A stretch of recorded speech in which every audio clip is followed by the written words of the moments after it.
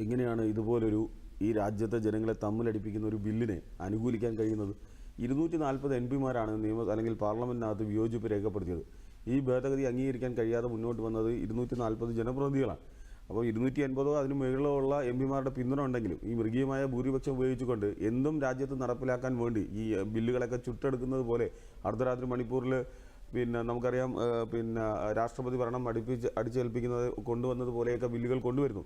ഇവിടെ ഈ ബില്ല് ആത്യന്തികമായി രാജ്യത്തിൻ്റെ ഉന്നമനത്തിനൊന്നും വേണ്ടിയല്ല ഇത്തരമൊരു വഖഫ് അല്ലെങ്കിൽ ബില്ല് ഭേദഗതി നിയമ ഭേദഗതി കൊണ്ടുവന്നത് എന്ന് എല്ലാവർക്കും അറിയാം. അതിലൊന്നും ഒരു തർക്കവുമില്ല.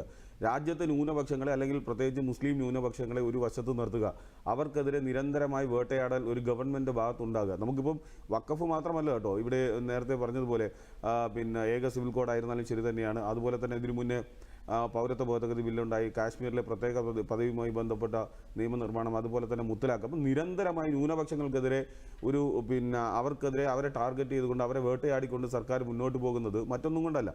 ഇവിടെ ഈ പറയുന്ന ഹിന്ദുത്വവാദികളെ പ്രീതിപ്പെടുത്തുകയും ഇവിടെ ഞങ്ങൾ എന്തു വന്നാലും ഇതുപോലുള്ള ആളുകളെ വേട്ടയാടി ഈ രാജ്യത്തു നിന്ന് പുറത്താക്കാൻ പോകുന്നു, അല്ലെങ്കിൽ അവർക്കെതിരെയുള്ള ഒരു നടപടി ഞങ്ങൾ എടുക്കുമെന്നുള്ളൊരു ബോധ്യം ഹിന്ദുത്വ തീവ്രവാദികളെ പ്രീണിപ്പിക്കുന്നതിന് വേണ്ടി എടുത്തുകൊണ്ട് മുമ്പോട്ട് പോവുകയാണ്. ശരിക്കും ഈ സർക്കാർ അല്ലെങ്കിൽ BJPയുടെ നേതൃത്വത്തിലുള്ള ഭരണകൂടം ഈ ന്യൂനപക്ഷങ്ങളെതിരെ കാണിക്കുന്ന ആർജവവും ഈ തൻ്റെയിടമൊന്നും ഈ രാജ്യത്തെ യഥാർത്ഥ പൗരന്മാർക്ക് എന്തെങ്കിലും പറ്റുമ്പോൾ കാണിക്കുന്നില്ലല്ലോ. ഇവിടെ അമേരിക്ക അടക്കമുള്ള രാജ്യങ്ങളിൽ ഈ പാവപ്പെട്ട ആളുകൾ ഇവിടുത്തെ രാജ്യത്തെ പൗരന്മാർ പണിക്ക് വേണ്ടി പോയപ്പോൾ അവരെ വിലങ്ങ് വെച്ച് കാലിലൊക്കെ വിലങ്ങണിച്ച് ഈ രാജ്യത്ത് കൊണ്ടുവന്നപ്പോൾ മൗനം പാലിച്ചത് നമ്മളെല്ലാവരും കണ്ടല്ലോ. അതുപോലെ തന്നെ ഇപ്പോൾ അമേരിക്കയിൽ തീരുവ 25% വർദ്ധിപ്പിച്ചത്. ഇപ്പോൾ രാജ്യത്തെ ബാധിക്കുന്ന പ്രധാനപ്പെട്ട വിഷയങ്ങളിലൊന്നും ഈ BJP ആർജവം കാണിക്കുന്നില്ല. ഈ രാജ്യത്തെ വിലങ്ങ് വെച്ച് ലോകത്തിൻ്റെ മുന്നിൽ അപമാനിച്ചപ്പോഴൊന്നും ഈ പ്രധാനമന്ത്രിയും ഈ BJPയും ഒരു ആർജവം കാണിക്കുന്നില്ല. ഇവിടെ ന്യൂനപക്ഷങ്ങളുടെ ഇപ്പം ഈ പറയുന്ന വിഷ്ണു പറഞ്ഞാൽ കേട്ടാതൊന്നും വഖഫ് എന്ന് പറയുന്ന അങ്ങോട്ട് പോയി കടിക്കുന്നവർ എന്തോ വലിയ വസ്തുവാണ്, സ്വത്തുക്കൾ പിടിച്ചെടുക്കുന്നവരാണെന്നാണ് അവരുടെ ആശങ്ക എന്ന് പറയുന്നത്. ഇവിടെ ന്യായമായി ചോദിക്കുകയാണ്.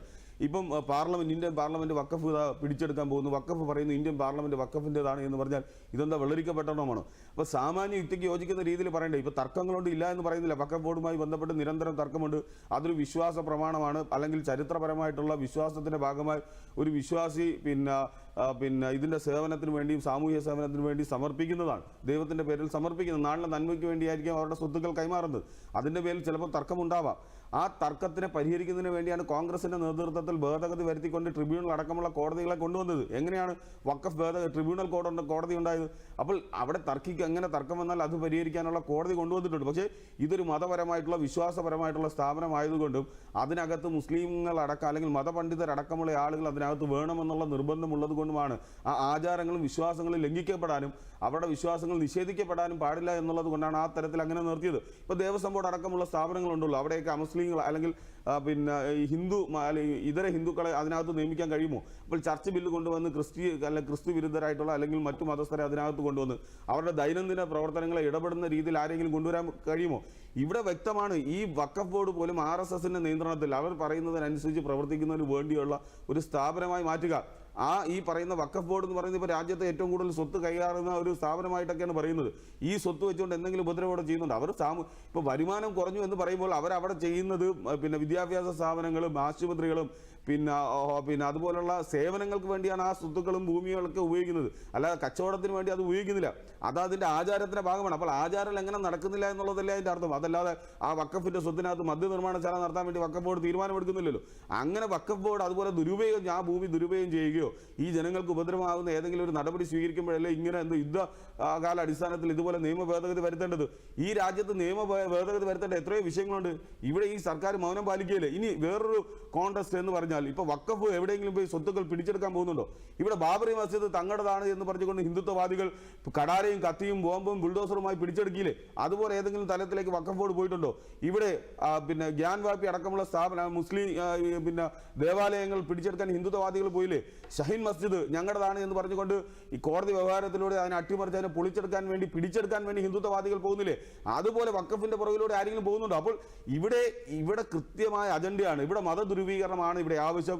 എല്ലാ കാലത്തും ഇന്ത്യയിൽ ഹിന്ദുക്കളും മുസ്ലിങ്ങളും തമ്മിലടിക്കണം. എങ്കിൽ മാത്രമേ BJP എന്ന് പറയുന്ന രാഷ്ട്രീയ പ്രസ്ഥാനത്തിന് നിലനിൽപ്പുള്ളൂ. ഈ രാജ്യം ആവശ്യപ്പെടുന്ന രാഷ്ട്രീയം ചർച്ച ചെയ്യുന്നില്ല.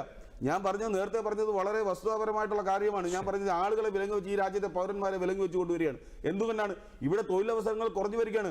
ഈ രാജ്യം ഈ 45% തൊഴിലില്ലായ്മ നിരക്ക് രേഖപ്പെടുത്തുന്നത് ചരിത്രത്തിൽ ആദ്യമായിട്ടാണ്.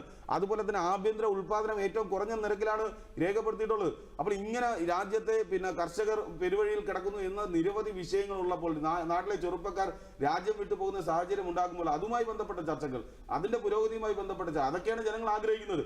ഇവിടെ എന്താണ് BJP വന്നത് മുതൽ ചർച്ച ചെയ്യുന്നത്?